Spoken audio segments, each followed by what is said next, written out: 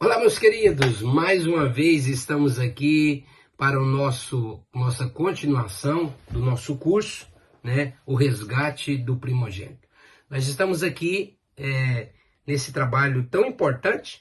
Eu tenho certeza que Deus vai falar comigo e agora nós vamos entrar já direto no assunto o qual você assistiu essas aulas anteriores, né? E agora assistindo no intuito de aprender, de entender esse assunto.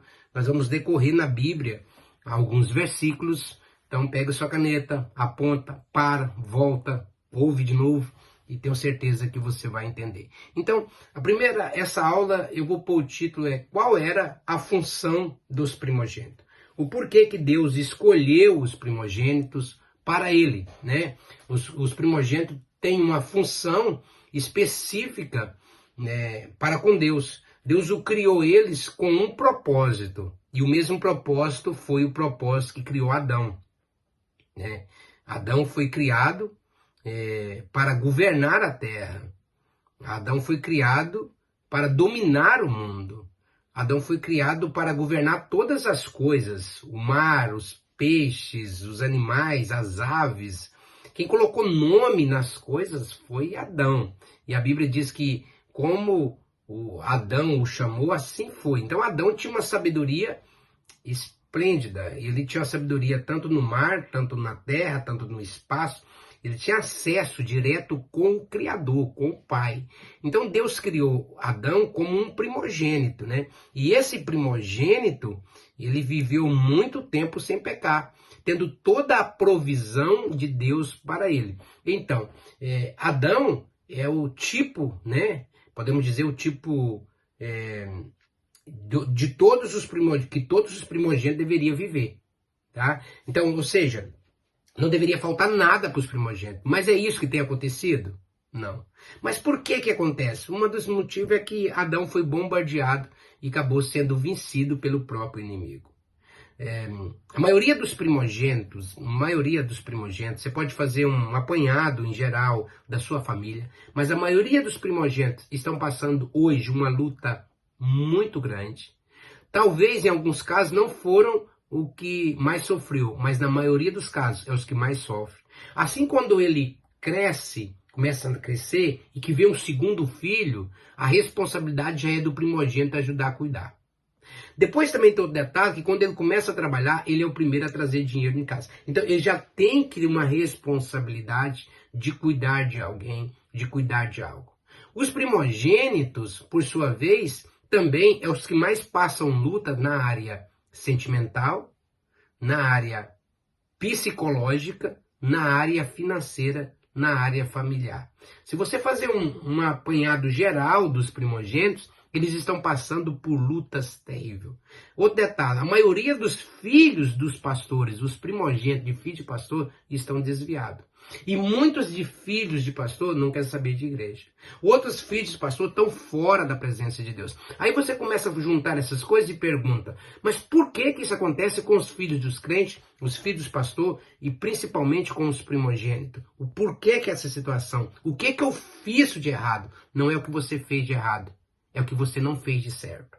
É o que você deixou de praticar. Foi isso que trouxe uma consequência. Nem sempre fazer o errado é que vai trazer consequência. É só você não fazer o certo, que também já trazem consequências gravíssimas. Então, ao analisar tudo isso, vendo passagens bíblicas que nós vamos decorrer hoje, nós vemos pessoas que foram totalmente resgatadas e nós vemos pessoas que não foram resgatadas. Nós vemos pessoas que tinham tudo para ter sucesso e não tiveram. Nós vamos decorrer desde a Bíblia até o Novo Testamento, desde de Gênesis até lá o Novo Testamento, você vai encontrar algo extraordinário, algo que vai mudar a sua vida, mudar a sua história. Então, qual era a função do primogênito? Trazer a presença de Deus sobre a terra.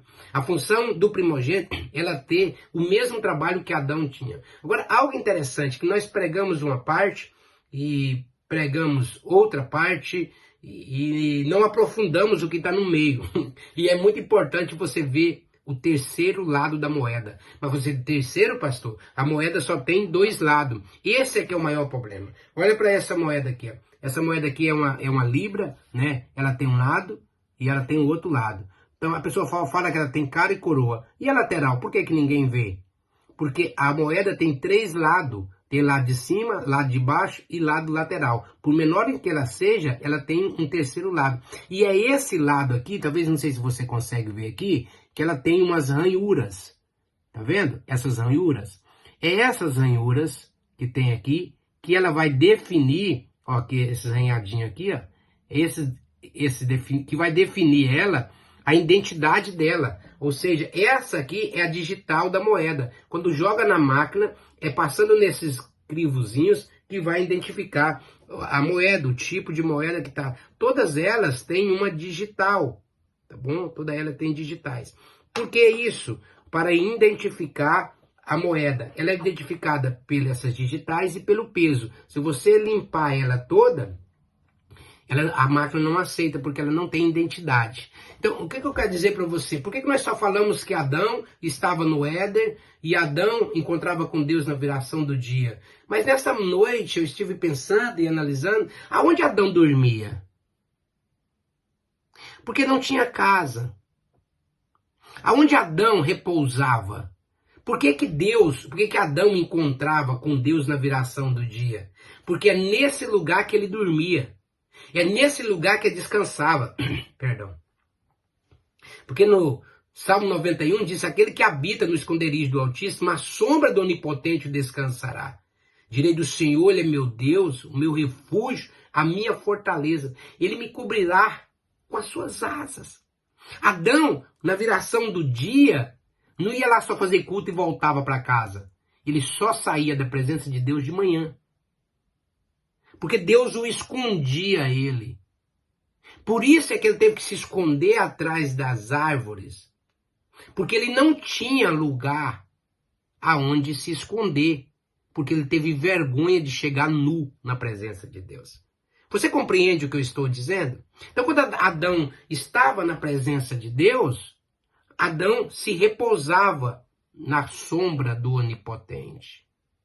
Agora, é interessante que nessa vinda de Adão, Adão já trazia primícias a Deus. Lá tinha ouro, lá tinha diamantes, ônix, pedras preciosas, e também tinha as primeiras frutas que nasciam. Então, Adão fazia um altar para Deus. E foi nessas idas e vindas de altares que um dia estão ali recolhendo as frutas para fazer um altar, uns cereais. Estou fazendo aqui um cenário para você entender que primícia já nasceu no Éden. Ninguém aparecia de mão vazia, porque o primeiro era do Senhor. Já tinha talvez, isso é pensamento meu, talvez já tinha colocado todo tipo de fruta naquele altar, menos uma. E naquele dia, depois talvez de milhares de anos, a Eva pode ter pensado, por que essa não pode? Por que nós não podemos experimentar para saber se pode levar? E aí é que foi todo o problema. Mas não é esse o caso. Eu quero voltar para o assunto do primogênito para eu não sair, porque é um assunto muito vasto. É só para você pensar, tá bom? Algo interessante. Adão tinha a obrigação de trazer a presença de Deus. E quando Adão traz a presença de Deus sobre a terra, durante muitos anos, estava sobre esse primogênito, e o diabo sabia disso, que todo primogênito é de Deus, e tudo que é de Deus o diabo quer tomar, então ele começou a investir em Adão. Agora detalhe, não tem como eu pular o assunto. Por que ele não falou para Adão? Por que ele atacou Eva? Porque se ele fala para Adão e Adão cai, e naturalmente manda Eva comer, Deus não poderia penalizar Eva, porque a ordem tinha sido dada a Adão e Eva apenas obedecia. Eva poderia dizer para Adão: eu não, para Deus, o senhor não pode me punir, porque Adão é o cabeça e ele mandou eu comer, eu tinha que obedecer. Estou debaixo da submissão. O diabo sabia desses detalhes, que é os princípios estabelecidos por Deus. Ele taca Eva. Eva come, não acontece nada. E Adão come, então aí acontece. Então Eva foi punida porque foi ela que trouxe. Que se fosse Adão que tivesse levado, ela não teria sido punida. Por isso que o diabo, sabendo sobre esses princípios, não atacou Adão, atacou Eva. Porque se ataca Eva e Eva come e faz com que Adão come, os dois seriam condenados e a maldição veio. Não veio porque Adão comeu. Se olhar o texto, não veio porque Adão comeu o fruto. Não é nem pensar, não é isso. Está escrito assim, ó, porque tu deste ouvido à tua mulher e comeste. Ou seja, deu ouvido a outra voz que não era a minha. Agora maldito será a terra por tua causa. Então a maldição veio na terra porque primeiro deu ouvido a quem não deveria ouvir. Era ela que tinha que ouvir Adão. Se caso ela toca no fruto e venha, Adão, eu comi. E ele falou, opa, espera aí que eu vou falar com Deus para nós resolvermos esse problema. Com certeza, Deus teria dado um jeito. Mas não. Quando ela pega, consciente, ele come consciente. Ambos, então, estão agora nu. E não tem como, esse primogênito não tem como ir na presença de Deus. Porque agora ele está se considerado nu, ele está vendo nu, ele está vendo a sua nudez. E ele se sentiu vergonha. Então ele não teve coragem de chegar. Então o primeiro primogênito que foi bombardeado pelo diabo foi Adão. E de lá para cá, o diabo investiu com toda a sua força contra os primogênitos. Os primogênitos têm sido muitas vezes massacrados. Quer ver um exemplo? O aborto é feito, primeiramente, o primeiro aborto é para os primogênitos. Por que é feito pelos primogênitos? Porque o diabo sabe que um primogênito resgatado, ninguém segura ele. Ou ele será o melhor pastor, ou o melhor empresário, ou ele vai estar no governo, em algum lugar. Mas um primogênito que não é resgatado pelos princípios estabelecidos por Deus, ele é bombardeado. Quer ver? Eu vou dar um exemplo. Se você é primogênito e está ouvindo aqui agora, quero dizer algo para você. O que já passou pela tua mão, ou pela mão do primogênito, já enriqueceu 3, 4 ou 5. Oportunidades perdidas, ministério que não vai, casamento. Então trouxe grande luta sobre a vida do primogênito. Mas a situação vai mudar. Essa situação vai ser transformada. Eu tenho certeza que quando você terminar esse curso, a sua vida nunca mais será a mesma e você terá total entendimento. Total entendimento para fazer o que se deve ser feito. Porque até para derrubar o homem, até para destruir o homem no Éden, ele pegou os princípios estabelecidos na Bíblia. Ele não quebrou o princípio.